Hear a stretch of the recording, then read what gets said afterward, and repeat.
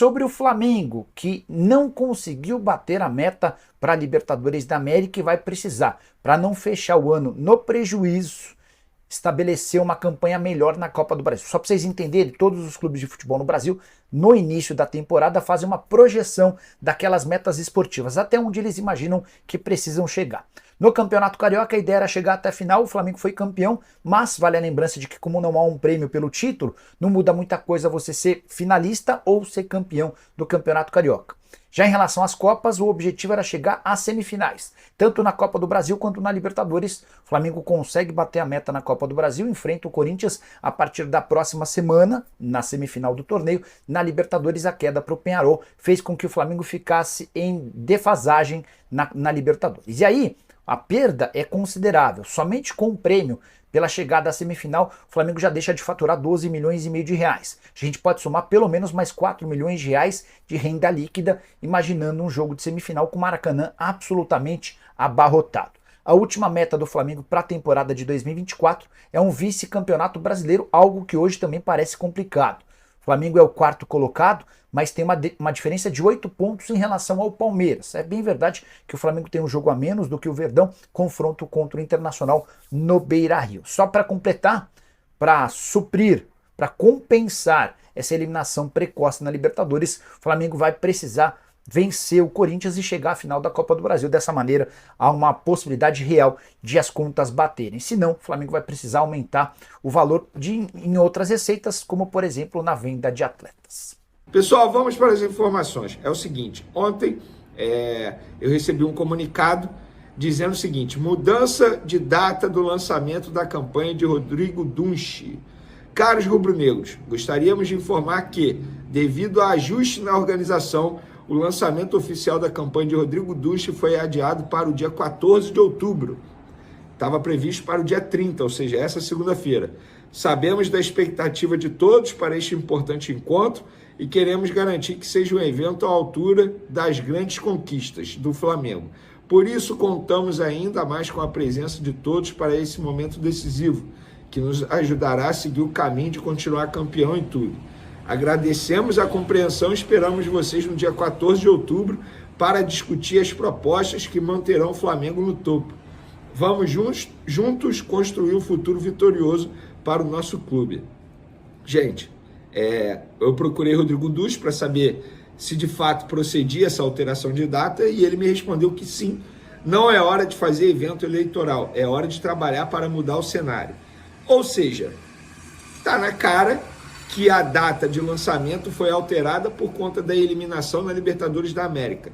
Eles não queriam fazer um evento como esse após a eliminação vexatória na Libertadores. E passam para o dia 14 de outubro. Teoricamente, depois da decisão se o Flamengo passará pelo Corinthians na semifinal da Copa do Brasil ou não, se chegará à final da competição ou não. A pergunta que fica é, se o Flamengo for eliminado na Copa do Brasil, vão adiar novamente por conta da eliminação na Libertadores. E é óbvio que, embora muita gente que vote na eleição presidencial do Flamengo não esteja nem aí para o futebol, são pessoas que apenas frequentam a Gávea, que é, enfim, um clube, né? Tem muita gente que não torce para o Flamengo e frequenta a Gávea, faz sauna, porque é sócio do clube. E não tem nenhum problema nisso. Então muita gente está muito mais preocupada se a piscina está boa, se a sauna está boa, se o campo lá de tênis está bom, se tem uma área para as crianças brincarem. E, obviamente, muita gente que vota está preocupada com futebol. Então, se a bola não entrar no campo, é óbvio que interfere nas eleições presidenciais. Isso é óbvio, gente. Não é segredo para ninguém. Então, a eliminação da Libertadores faz com que Rodrigo Dunche atrase de maneira oficial o lançamento da chapa dele. Repito, seria no dia 30 de setembro, nessa segunda-feira, passou para o dia 14 de outubro. E por falar em pressão, quem está muito pressionado é o técnico Tite. Inclusive, o jogo desse final de semana pelo Campeonato Brasileiro contra o Atlético Paranaense, domingo no Maracanã, 8 horas da noite, ganhou pressão ainda maior. A verdade é essa, um peso maior. Inclusive, no dia a dia, apoiadores de Landim defendem e querem a troca de comando antes do jogo contra o Corinthians. já na quarta-feira pela Copa do Brasil. O entendimento é que é só um fator novo manterá a esperança de ganhar, quem sabe, a Copa do Brasil, porque no Campeonato Brasileiro a situação é extremamente difícil. Eu conversei com um membro do Departamento de Futebol do Flamengo sobre esse assunto do Tite e eu vou trazer aqui para vocês, obviamente não vou falar quem é, mas eu vou trazer aqui o que ele me disse. Ele falou o seguinte: Landim que segura o Tite, poucos apoiam a decisão. A grande maioria dos dirigentes que o cercam pedem a troca. Landim é partidário da continuidade dos trabalhos. Foi assim com todos os treinadores. Não sei o que seria melhor ou pior, mas como falta um pouco mais de 2 meses para acabar a temporada e o mandato dele, acho que o Landim prefere apoiar ao máximo e acreditar que no trabalho dessa comissão, que ainda pode atingir ao menos o objetivo da Copa do Brasil. Que a troca seria seguir o que normalmente é feito no futebol brasileiro, em vários outros clubes também, e não é garantia de resultado. O Tite é muito experiente e pode ainda resolver. O elenco também é bom, e aqui mora grande parte do problema. O elenco, em sua enorme maioria, gosta do Tite, mas não performa. Por quê? Não é culpa exclusiva do Tite. Claro que perder o Pedro e Cebolinha foi péssimo, e também as contusões do De La Cruz e Arrascaeta. Mas o restante do grupo poderia dar uma resposta bem melhor, mas muito melhor. Salvo algum desastre maior no primeiro jogo contra o Corinthians, acho, Vene, que o Tite fica até o final do seu contrato, que agora é em dezembro, para quem não sabe. Então, para vocês, um resumo da ópera. Muita gente que cerca o Rodolfo Landim no dia a dia do Flamengo defende a troca de comando, achando que desse jeito tem mais chance de ganhar a Copa do Brasil. Mas o Landim defende a continuidade do trabalho, e isso não é assim, não é porque é o Tite, não. O Landim sempre defende. Como essa pessoa disse aí, o Landim é partidário da continuidade. Se vai dar certo ou errado, só o tempo dirá. A informação é, Tite continua, pelo menos por hora, a não ser que ele, enfim, perca para o Atlético Paranaense nesse domingo e perca também no jogo contra o Corinthians, primeiro da semifinal da Copa do Brasil. Aí, quem sabe, a gente pode ter alguma mudança. Diferentemente disso, nada vai acontecer com o técnico Tite, mas para 2025 a gente sabe que ele não ficará.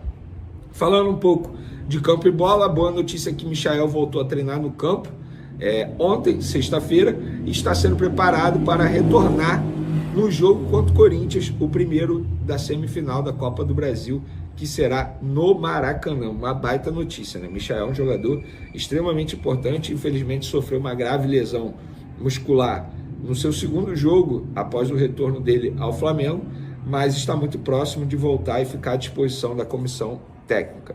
E por falar nisso, muita gente me questionando, Vene, e a escalação para pegar o Atlético Paranaense? Primeiro, não tem como eu saber, porque enquanto eu gravo esse vídeo aqui, os jogadores devem estar se preparando para treinar, porque o treino nesse sábado vai acontecer na parte da tarde. E aí só depois do treino nós vamos saber que time o Tite esboçou para mandar contra o Atlético Paranaense nesse domingo. O que eu sei é, existe chance sim de ser um time alternativo, um time misto, por conta de condições físicas dos jogadores, né? Porque o Tite quer, por conta das condições físicas. Lembrando que quarta-feira tem um jogo extremamente importante pela Copa do Brasil, e Copa do Brasil se tornou talvez o único título tangível para o Flamengo nesse momento. Eu não sonho mais com o Campeonato Brasileiro. E aí, um time alternativo. Eu vou ser sincero, agora eu vou dar a minha opinião. Eu não colocaria um time alternativo. Tentaria ao máximo titular possível. Por quê? O Flamengo tem que vencer o Campeonato Brasileiro pós-eliminação. O Flamengo vem de uma eliminação ridícula. Repito, vexatória, na Libertadores da América. Aí no primeiro jogo pós-eliminação vai e perde. Estamos falando de um Atlético Paranaense que vai vir mordido, porque foi eliminado também na Copa Sul-Americana.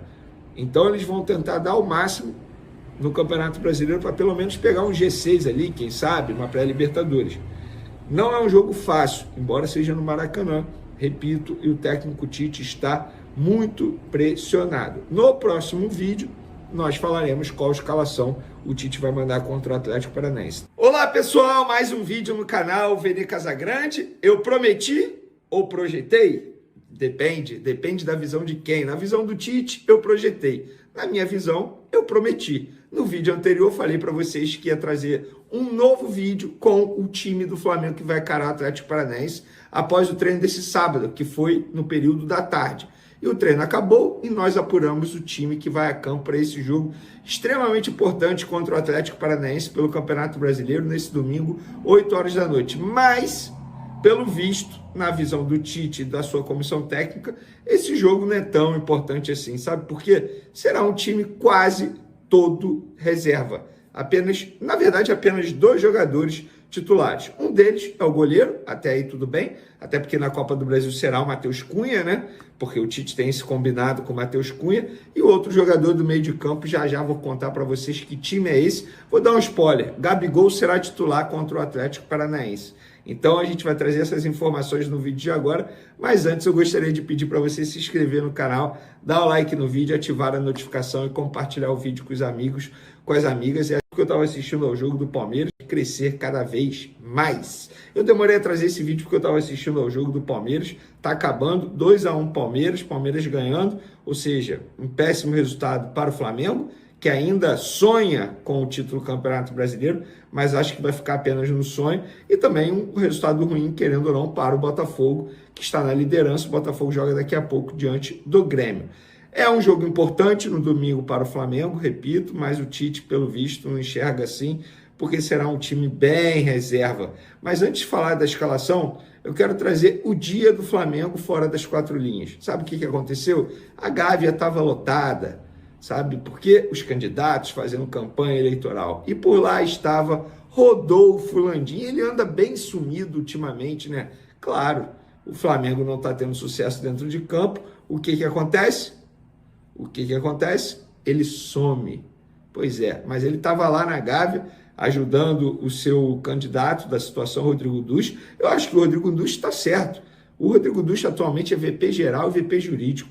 Ele não tem nada a ver com o departamento de futebol do Flamengo. Ele está certo fazer a campanha dele. Errado está o Rodolfo Landim ficar se preocupando muito mais com a campanha eleitoral do seu candidato a tentar resolver o que está acontecendo no departamento de futebol do Flamengo. E por falar em departamento de futebol do Flamengo, cadê o Marcos Braz, hein? Acredito eu que esteja fazendo a sua campanha eleitoral para vereador do município do Rio de Janeiro, porque é outro que está apenas preocupado com isso. Não está tão preocupado assim com o Flamengo, né? Podemos ver, podemos observar. Mas agora vamos falar o time do Flamengo. Pois é, na tarde desse sábado, o Tite fez um treino. Ontem foi apenas reapresentação, aquele treino regenerativo, e hoje ele montou no campo que ele pretende levar para pegar o Atlético Paranaense, jogo 8 horas da noite. Vamos lá. Rossi no gol, titular, beleza. Repito, na quarta-feira será o Matheus Cunha, então não tinha por que poupar o Rossi dessa vez. Na lateral direita, o Wesley, a dupla de zaga, Davi Luiz e Léo Ortiz, jogando de zagueiro. Na lateral esquerda, Ayrton Lucas. Meio de campo, Pulgar, Alcaraz, Gerson, titular mantido, e Gonzalo Plata, vai fazer uma espécie ali de ponta direita, digamos assim. A dupla de ataque, Matheus Gonçalves e Gabigol voltando ao time titular do Flamengo. Gente, Gabigol não começa uma partida como titular desde o dia 3 de agosto, levantamento que eu estou vendo aqui no site O Gol. Inclusive, os números do Gabigol na temporada são horríveis, né?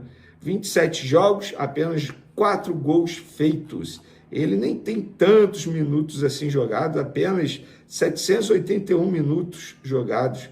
Pois é, esses são os números de Gabigol. E aí eu quero saber de vocês, pessoal, o que vocês acharam dessa escalação do Tite?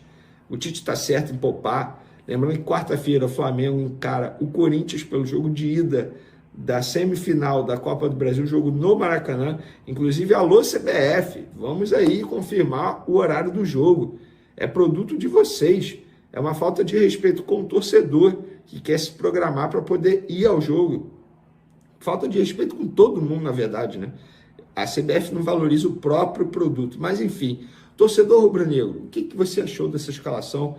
O Tite fez certo, fez errado em poupar, pensando no jogo de quarta-feira. Tem que esquecer o Campeonato Brasileiro. Lembrando, hein? O Flamengo não está garantido na Libertadores, não. Não abre o olho no Campeonato Brasileiro, vai que fica fora do G4 também. Eu achava que tinha que botar time titular contra o Atlético Paranaense. Sabe por quê? tem que ganhar. Embora esse time reserva, repito, vamos lá, Rossi no gol, Wesley, Davi Luiz, Léo Ortiz, Ayrton Lucas. Pulgar, Alcaraz, Gerson, Gonzalo Plata, Matheus Gonçalves e Gabigol. Esse time aqui tem totais condições de vencer o Atlético Paranaense dentro do Maracanã. Sabe qual é o grande problema? Os jogadores, qual será a postura dos jogadores? Eles terão força de vontade? Eles terão ânimo para poder jogar? Ou vão ficar igual o Tite na entrevista coletiva depois da eliminação do Peñarol, desanimado, cabisbaixo? Outro ponto que precisa levar em consideração, eles não se conhecem, nunca jogaram juntos, não tem entrosamento, treinaram um dia. Vai dar certo? A gente vai ver no domingo. E aí, torcedor rubro-negro, você gostou da escalação ou não? Pode comentar à vontade aí, tamo junto. O Flamengo é um dos clubes mais tradicionais e vitoriosos do futebol brasileiro. Aqui está uma lista detalhada dos principais títulos conquistados pelo Flamengo ao longo de sua história. Títulos nacionais. Campeonato Brasileiro, Brasileirão. 7 vezes, 1980, 1982, 1983, 1992, 2009, 2019, 2020. Copa do Brasil. 3 vezes, 1990, 2006, 2013. Copa dos Campeões. 1 vez, 2001. Títulos internacionais. Copa Libertadores da América. 2 vezes, 1981, 2019. Mundial Interclubes, Copa Intercontinental. 1 vez, 1981. Copa Mercosul. 1 vez, 1999. Copa Ouro Sul-Americana. 1 vez, 1996. Títulos estaduais. Campeonato Carioca. 36 vezes, 1914, 1915, 1920, 1921, 1925, 1927, 1939, 1942, 1943, 1944, 1953, 1954, 1955, 1963, 1965, 1972, 1974, 1978, 1979, 1979, especial, 1981, 1986, 1991, 1996, 1999, 2000, 2001, 2004, 2007, 2008, 2009, 2011, 2014, 2017, 2019, 2020. Taça Guanabara. 24 vezes, 1970, 1972, 1973, 1978, 1979, 1980, 1981, 1982, 1984, 1988, 1989, 1995, 1996, 1999, 2001, 2004, 2007, 2008, 2011, 2014, 2018, 2020, 2021. Principais títulos conquistados pelo Flamengo ao longo de sua história. O clube tem uma enorme base de torcedores e uma trajetória marcada por grandes conquistas tanto a nível nacional quanto internacional.